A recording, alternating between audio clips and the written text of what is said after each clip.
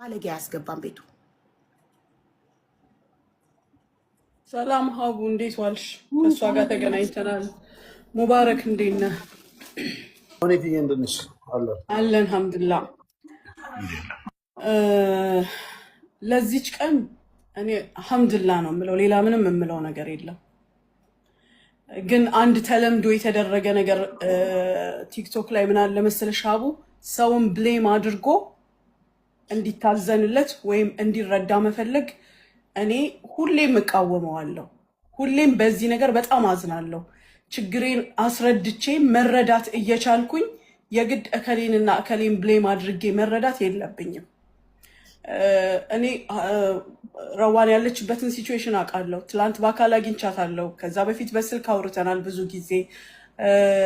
እጄን በዚህ ጉዳይ ላስገባ የማልፈልገው ዳግመኛ ላጣቸው የማልፈልጋቸውን ሰዎች ማጣት አልፈልግም፣ አንቺንም ጨምሮ ሌሎችንም። በዚህ ጉዳይ ሀቡ ሳሪ አስወርዷታል። ምናልባት አታቂው ከሆነ የሰማሹ ይመስለኛል። እኔ እና አንቺ የነበረንን ግንኙነት ታውቂያለሽ። ሳራ አልሀበሻ ጋር የተፈጠረውን ነገር ታውቂያለሽ። አንቺ ሙሉ በሙሉ ረዋንን ከበር አድርገሽ እኛን እንኳን ገፍተሽን ነበር።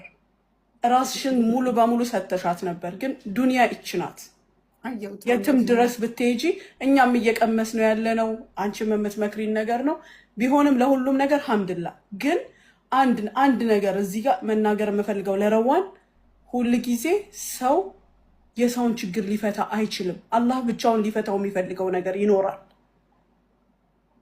ሁል ጊዜ ከሰው መጠበቅ አይቻልም። ጥግ ድረስ ጠበቃም አቁመሽ ከሰውም ተባልተሽ ምን ብለሽ ወስደሻታል። እሷም አትክደውም።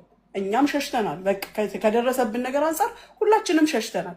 ሄድሽ እስከ መጨረሻው ድረስ አደለ ሀቡ። የሆነ ቦታ ላይ የሚያቆምሽ ነገር አለ። ህግን መቀየር አትችይም። ዋናው ቦታ ላይ እስከ መድረስ ትረጃለሽ። ጠበቃ ቆምሽ፣ ከገንዘብ ተባለ ከምንም ሳታጎይ እስከ መጨረሻው ሄድሻል። ግን ህግ የሚባለው ነገር ደግሞ ሲያስቆም እሷ እራሷን ሀቋን እውነቷን የደረሰባትን ነገር አይተሻል። እንደ አንቺ ያን ያህል አምነሽ ስትሄጂ አይተሻል ሀቡ። ያየሽው ነገር የለም። ነገር ግን በነገረችሽና በመረጃሽ መሄድ እስኪ የሚገባሽ ደርስ ሄደሻል። አሁን ያ መልስ አልሆን ሲል እሷ ለአላህ ሰታ የራሷን ህይወት መኖር የለባትም። ይሄንን መክሬ ግን ምን ብያታለሁ? ትላንትና እሱም አፈነዳዋለሁ ሲል የነበረው ነገር ማለት ነው። ሀቢባን አናግሪያት። እኔ ከዛ በፊት እጄን አስገብቼ እሷን የሰራሽውን ነገር